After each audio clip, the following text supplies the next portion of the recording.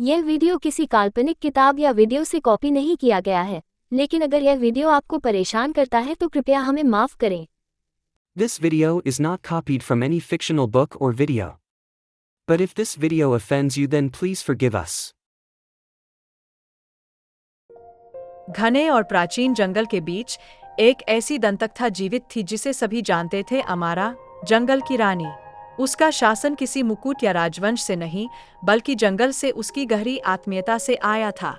जंगल की हर शाखा, हर पत्ता उसकी शक्ति का सम्मान करता था और पेड़ों की सरसराहट में उसका नाम गूंजता था। वर्षों से अमारा ने जंगल पर शासन किया था, न बल से बल्कि बुद्धि और अपने राज्य के प्रति असीम प्रेम से। जंगल एक क्रूर स्थान था जहां घने पेड़ों का जाल, घुमावदार नदियां और असंख्य जंगली जीव निवास करते थे। ये जीव अनगिनत खतरों से भरे इस जंगल में स्वतंत्र और स्वाभाविक रूप से रहते थे। अमारा शेरों, तेंदुओं और हाथियों के बीच निर्भय होकर चलती थी और ये सभी उसे अपनी रानी के रूप में मानते थे। अमारा जंगल की अन्य प्राणियों की तरह नहीं थी, उसे स्वयं जंगल ने पाला था। कि जब अमारा एक बच्ची थी तो एक शक्तिशाली शेरनी, इमानी, ने उसे बचाया था। अमारा के माता-पिता का काफिला एक भयंकर तूफान के कारण बह गया था। इमानी ने उस अनाथ बच्ची को अपने शावकों के साथ पाला पोषा। शेरनी से उसने शिकारी की तरह चलना सीखा, पैंथर की तरह खामोशी से घूमना और बाज की तरह दूर तक देखना सीखा। धीरे धीरे जंगल ही उसका घर बन गया और उसके जीव उसके परिवार। जैसे जैसे अमारा बड़ी हुई, उसकी शक्ति और मान्यता भी बढ़ने लगी। वह केवल एक इंसान नहीं थी जिसने जंगल में जीना सीखा था, बल्कि वह स्वयं जंगल का हिस्सा बन गई थी।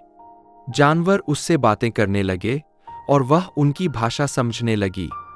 हाथियों के गुस्से को वह एक नज़र से शांत कर देती थी और शेरों की भूख को एक फुसफुसाहट में मिटा देती थी। लेकिन जंगल शांत नहीं था।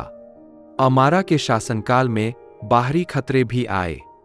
मनुष्य जंगल के दुर्लभ खजानों की तलाश में आए, दुर्लभ पौधे, जानवर और भूमिगत खनिजों के लिए। ये लोग अमारा की तरह जंगल की संरचना को नहीं समझते थे। वे पेड़ों को काटते, नदियों को जहरीला करते और विशाल जानवरों को फंसाने के लिए जाल बिछाते। अमारा ने लंबे समय तक इन अतिक्रमणकारियों को छिपकर देखा था। वह जानती थी कि हर बार जब वे आते तो उनके साथ विनाश का एक नया दौर आता। उसके दिल में क्रोध की ज्वाला जलने लगी। वह और अधिक सहन नहीं कर सकती थी। जंगल में खबर तेजी से फैल गई और जल्द ही सभी बड़े जीव उस सभा में जमा हो गए। विशाल हाथी, तेंदुए, शेर और ऊंचे आसमान में उड़ते हुए बाज। अमारा सभा के बीच खड़ी हुई, उसकी काली बालें हवा में उड़ रही थी और उसकी त्वचा सूरज की रोशनी में चमक रही थी।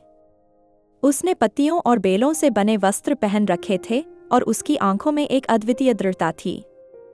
समय आ गया है, उसने दृढ़ स्वर में कहा। जंगल पर खतरा मंडरा रहा है। जो लोग इसे नष्ट करना चाहते हैं, वे हमारे घर को समझते नहीं। वे जंगल की संतुलित व्यवस्था को तोड़ रहे हैं। अब हमें एकजुट होना होगा अपनी रक्षा के लिए। सभी जानवरों ने जोर से गरजकर उसका समर्थन किया। लेकिन अमारा जानती थी कि सिर्फ बल से यह लड़ाई नहीं जीती जा सकती। मैं तुम्हारा नेतृत्व करूंगी, उसने कहा। लेकिन हम घृणा से नहीं लड़ेंगे। जंगल ने हमेशा संतुलन में जीवन बिताया है। हमें उन्हें दिखाना होगा कि हम उनसे ज्यादा ताकतवर हैं और अगर जरूरत पड़ी तो हम उन्हें यहाँ से भगा देंगे। अगले कुछ दिनों में अमारा और उसके साथी जानवरों ने एक योजना बनाई। वो हाथियों के साथ घात लगाकर आक्रमणकारियों के शिविरों को नष्ट करती, मशीनों को तोड़ती और जंगल की राहें जाम कर देती। बाज आकाश में उड़ते हुए उनकी गतिविधियों की खबरें लाते और तेंदुए रात में चुपके से उनके शिविरों के आसपास घूमते, जिससे आक्रमणकारियों को हर पल डर सताता रहा। लेकिन अमारा जानती थी कि डर फैलाना काफी नहीं होगा। उसे उन्हें जंगल की असली ताकत दिखानी थी। एक रात जब पूरा जंगल चांदनी से नहाया हुआ था, अमारा ने अंतिम आक्रमण का नेतृत्व किया। इमानी के साथ वो शिविर के बाहर प्रकट हुई। उसके पीछे जंगल के सारे जीव एकजुट खड़े थे।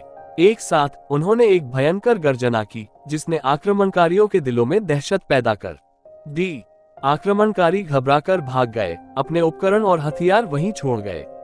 वे जंगल पर अधिकार जमाने आए थे, लेकिन अंततः जंगल ने उन्हें विनम्रता का पाठ सिखा दिया। जब अगली सुबह हुई तो जंगल फिर से शांत हो गया था। अमारा खामोशी से जंगल की छाया में खड़ी थी, सूरज की पहली किरणों को अपने चेहरे पर महसूस करती हुई। अतिक्रमणकारी भले ही चले गए थे, लेकिन अमारा जानती थी कि वे एक दिन वापस आ सकते हैं। फिर भी उसे भविष्य का डर नहीं था, क्योंकि वो जानती थी कि जब तक जंगल खड़ा है, वो और उसका परिवार अटूट रहेंगे। अमारा, जंगल की रानी, ने साबित कर दिया था कि उसका और जंगल का बंधन अटूट था। वो जंगल की आत्मा थी और कोई भी शक्ति उसे या उसके परिवार को कभी नष्ट नहीं कर सकती थी।